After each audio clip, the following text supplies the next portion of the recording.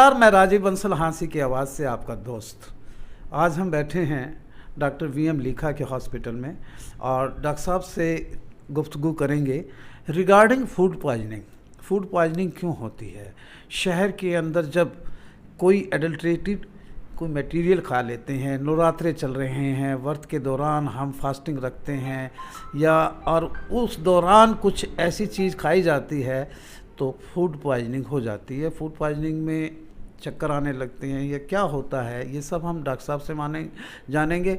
और डॉक्टर साहब के हॉस्पिटल में कुछ फूड पॉइजनिंग के केसेस भी आए हैं और इनके बारे में भी जानेंगे। डॉक्टर साहब, सबसे पहले तो हाँसी की आवाज़ पर आपका अभिनंदन है, स्वागत है। दूसरी मर्तबा आप हमारे चैनल पे आ रहे हैं और अपनी सेवाएं दे रहे हैं। आपके हॉस्पिटल में, यानी कि लीखा हॉस्पिटल के नाम से जाना जाता है, यहाँ कुछ फूड पॉइजनिंग के केसेस आए हैं। कितने केसेस आए हैं, क्यों आए हैं, कैसे हैं? इवनिंग से कम 10 से 12 केस आ चुके हैं, जिसमें यूजली वही केसेस हैं जिन्होंने फास्ट रखे हुए हैं और वो सामक का आटा या कुट्टू का आटा यूज़ कर रहे हैं ना, उन्हीं में ये प्रॉब्लम आई है।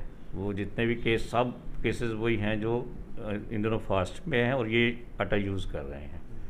तो ये लग तो यही रहा है, या तो कोई मिलावट है इसमें या कोई पुराना आटा पड़ा हुआ है वो यूज़ किया गया उसके कारण। और सबकी कंडीशन बहुत ही नाजुक थी। जब आए तो इतनी वॉमिटिंग्स वगैरह थी, उनको पेन एब्डोमेन, पेट में दर्द होना, चक्कर आना, और सबसे बड़ी चीज़ उनको तकलीफ हो रही थी, घबराहट बहुत थी, ट्रेमर्स हो रहे थे, हाथ ऐसे ऐसे कांप रहे थे कि जैसे कि बहुत ही कंडीशन उनकी काफ़ी डाउन, और काफ़ी कईयों का बीपी भी डाउन था। तो रात को भी, कल शाम को 4 केस आए हैं, रात को फिर 4-5 आए हैं, सुबह 2-3 केस सुबह भी आए हैं। अक्सर यानी कि त्यौहार पर, यानी कि नवरात्रे आते हैं, जब ऐसे व्रत रखते हैं, लीन भी होते हैं, कई कमज़ोर होते हैं, और ये चीज़ें जब कुट्टू का आटा का सेवन जैसे हमारे माइथोलॉजी में बताया है या फिर सामक के लेते हैं, तो उससे कुछ होता है? यूजुअली पहले भी आए हैं। यूजुअली इन दिनों में ये केसेस बहुत आते हैं, पर 3-4 साल से तो काफ़ी कम थे, मतलब 2 या 3, 4, 5 ऐसे आ जाते थे।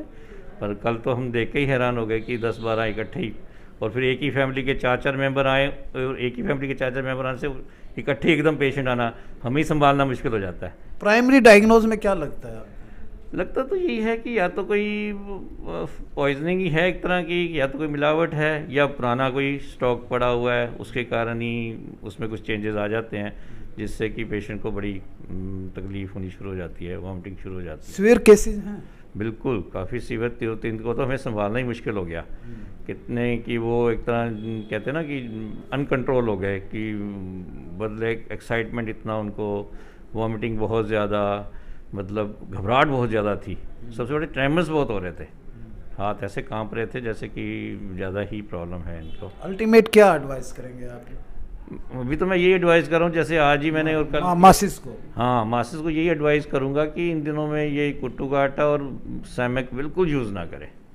फ्रूट्स लें, कुछ और ले सकते हैं, जैसे आलू है, आलू की सब्ज़ी बना के ले सकते हैं, फ्रूट्स ज़्यादा ले सकते हैं, मिल्क ज़्यादा ले सकते हैं। बाकी ये चीज़ों में हर साल हम देखते हैं, 4 साल पहले भी इसी तरह एक बार 15-20 इकट्ठे ही केस आ गए थे, वो 4 साल पुरानी बात होगी। पर फिर नेक्स्ट एवरी ईयर्स आते तो हैं, पर इतने कभी नहीं आए, जैसे अब कल से 10-12 इकट्ठे ही आ गए हैं केस, तो उनको उसी हिसाब से ट्रीट किया जा रहा है। सामक्य में भी प्रॉब्लम है?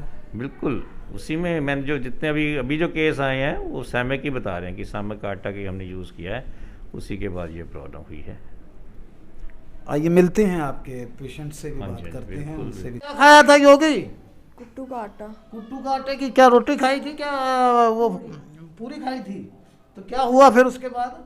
चक्कर आए और हाथ पैर कांपने लग गए। हाँ, अच्छा।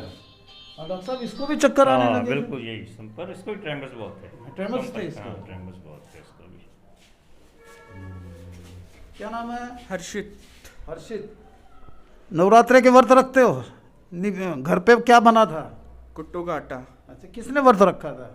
इसने रखा था और मम्मी और दादी ने रखा था। अच्छा, तो सभी की तबीयत खराब हुई? हाँ जी। अच्छा, क्या उल्टी दस्त लगे?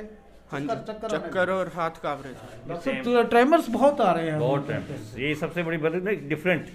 नहीं तो फूड पॉइजनिंग का यूजुअली क्या होता है कि वॉमिटिंग्स आती हैं या लूज मोशंस आ जाते हैं। ये हमने दिखाए पेशेंट्स, यहाँ पर 10 से 12 पेशेंट हैं डॉक्टर साहब के मुताबिक, तो डॉक्टर साहब ने बिल्कुल इंस्ट्रक्शन दी हैं कि वे आप जो भी लें बड़ा पौष्टिक आहार लें, और जो आप ज़्यादा ज़्यादा क्या बताया Fruits ज़्यादा, fruits ज़्यादा फ्रूट्स ज़्यादा लें, मिल्क और फ्रूट्स दूध और फलाहार करें। फलाहार भी व्रत में कर सकते हैं, लेकिन ऐसी कोई चीज़ मत खाएं जो आपके स्वास्थ्य के लिए हानिकारक हो। हम यह सजगता भरी खबर इसलिए दिखा रहे हैं, डॉक्टर साहब बड़े सामाजिक आदमी हैं, सोशल भी हैं, और एक कॉम्पिटेंट डॉक्टर हैं, डॉक्टर वीएम लिखा, जिसे हम कहते हैं कि बार बार इनकी सेवाएं लेते हैं। इन्होंने 10 के 10 केसों को कंट्रोल किया है, और कुछ तो ऐसे स्वेयर केसेस थे जो यानी कि जान से भी जा सकती थी, लेकिन जान है तो जहान है। तो व्रत रखिएगा, लेकिन पौष्टिक आहार जरूर लीजिएगा, डॉक्टर साहब की एडवाइस है। देखते रहिए हांसी की आवाज़ पर। मैं राजीव बंसल, मेरे एडिटर अजय सैनी के साथ आपको नवरात्रों की शुभकामनाएं देते हैं, साथ में आपके स्वस्थ रहने की भी शुभकामनाएं देते हैं।